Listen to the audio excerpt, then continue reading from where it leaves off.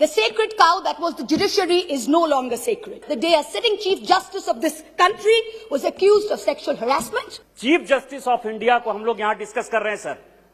Chief justice of India, Bharat के राष्ट्रपति ने उस आदमी को नॉमिनेट किया है, भारत के राष्ट्रपति के ऊपर डिस्कशन कर रहे हैं सर। और यदि इसी तरह से चलता रहा तो इस डेमोक्रेसी का बाजा बच जाएगा। ये जो माननीय सदस्य बोल रही थी, इसने सेक्सुअल हरेसमेंट का आरोप लगाया चीफ जस्टिस ऑफ इंडिया पे। ये हमारे लिए शर्म की बात नहीं है और इस हाउस में हम डिस्कस कर रहे हैं और स्वागत राय जैसा आदमी इसको डिफेंड कर रहे हैं। ये इतने विद्वान आदमी इनको डिफेंड कर रहे हैं। ये तो शेमफुल एक्टिविटी है। आप चीफ जस्टिस ऑफ इंडिया पे सेक्सुअल हरेसमेंट का आरोप लगा रहे हैं openly. The sacred cow that was the judiciary is no longer sacred.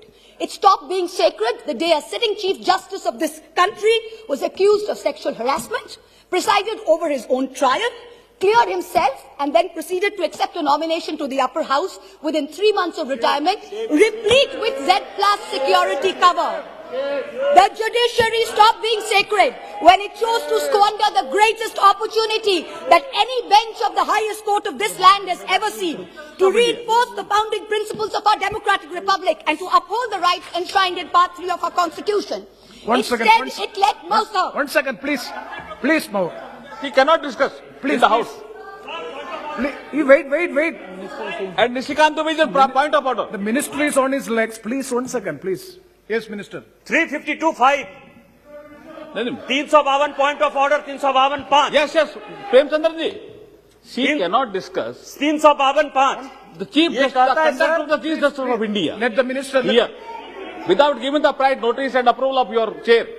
A member while speaking shall not reflect upon the conduct of a person in high authority unless the discussion is based on a substantive motion drawn in proper items. Chief justice of India को हम लोग यहाँ discuss कर रहे हैं sir. Chief justice of India, Bharat के राष्ट्रपति ने उस आदमी को नॉमिनेट किया है, भारत के राष्ट्रपति के ऊपर डिस्कशन कर रहे हैं सर। और यदि इसी तरह से चलता रहा तो इस डेमोक्रेसी का बाजा बच जाएगा। Under what rule? Honorable member, under 352(5). Oh, please. I am going for an explanation. When the honorable member Mahua Moitra spoke, she did not refer to any person by name. She did not mention anyone. And what? Hey, देखो आज आप कुछ नहीं समझते, बैठिए. Number 2, she referred to a person who was the Chief Justice. If that man would be Chief Justice now, no mention could be made against him, excepting by way of impeachment or accepting by a substantive motion. That man is a retired Chief Justice. He is not a man in high authority, and his name has not been mentioned. Not one word of what Mahua said should be expunged. I appeal to your good sense, sir, and your fair play and justice, that don't let this lady be stifled by the minions of this ruling party. Yes, Honorable Minister. ये जो माननीय सदस्य बोल रही थी, इसने sexual harassment का आरोप लगाया चीफ जस्टिस ऑफ इंडिया पे। ये हमारे लिए शर्म की बात नहीं है और इस हाउस में हम डिस्कस कर रहे हैं और स्वागत राय जैसा आदमी इसको डिफेंड कर रहे हैं। ये इतने विद्वान आदमी इनको डिफेंड कर रहे हैं। ये तो शेमफुल एक्टिविटी है। आप चीफ जस्टिस ऑफ इंडिया पे सेक्सुअल हरेसमेंट का आरोप लगा रहे हैं openly. It is very important that I not only not avoid them, but I bring them up, because I did not accuse the honorable gentleman of sexual harassment. Please. Somebody else did. A trial happened which he presided over. Number 1, let me put it on record. I did not. It is a matter of great shame that someone sitting in the Chief Justice of India's chair, to which he had been appointed by the President of India, was accused of such a horrible act. I did not do it. Instead, let migrants walk to their deaths. Please, It let our greatest It should not be done. and modern It freedom should not be done. fighters rot in jail. She is repeating the And target. it now sits back as She a is not obeying the order. Chairman sir, she is not obeying the order. Chairman sir, she is not obeying the order. Again she is repeating. See, anything objectionable will not be there on the records. Please. Sir, Yes. Obeying the order of the chair also. No, anything she is again repeating the same charges. against the Chief Justice of India. Sir, Please, is it please. on? Sir, I have already, excuse me, sir. please, Mahua Maitra ji, please be Excuse seated. me, sir. Please. Sir, you are welcome. Sir, Hardeep. Mahua Maitra ji, Hello. you have already made your observation. Yes, sir. Please, Let me continue with my speech. Please Let have the me- patience. Please let- have the patience to Yes, hear the sir. chair, please. Yes, sir. Please, Let me please. continue. See, the matter is there is. Let me continue my speech, No, sir. please, please, Mr. you Chairman, please sir. wait. Thank you. Don't be so. Instead, What, madam? the Madam. judiciary stopped being sacred when it chose to squander the greatest opportunity Wonderful. that Yes. any bench of the highest court of this Mahua land Maitra has ji, ever Mahua seen.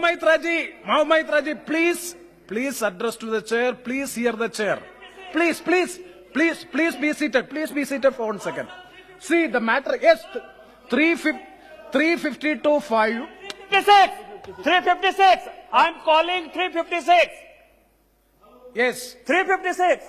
The Speaker, after having called the attention of the House to the conduct of a member who persists in irrelevance or in tedious repetition, either in own arguments or the arguments used by other members in debate, may direct that member of discontinue the speech. Again he is repeating, sir. Yes. आपके observation के बाद again he is repeating. Nishikant Dubey ji, wait. Nishikant Dubey ji, we have already disposed of the issue. Yeah. See, if anything objectionable to the higher authority regarding the Chief Justice, any allegation is there, please. Definitely the chair will go through. Please. The chair will go through the proceedings. If anything is objectionable, definitely it will be expensed. Yes, please continue and please don't repeat it.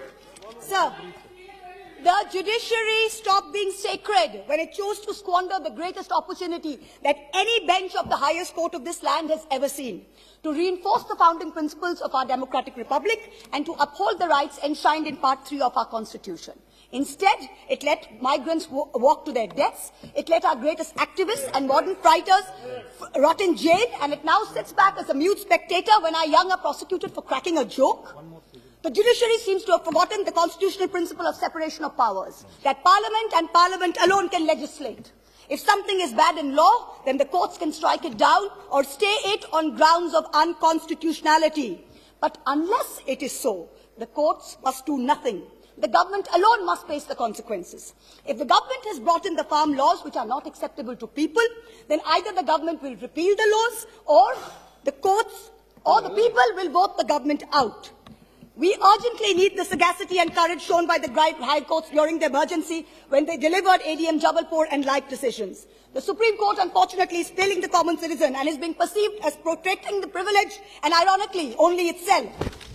A very large section of the Indian media has plummeted to new depths, both in terms of lack of factual reporting as well as the total absence of journalistic ethics.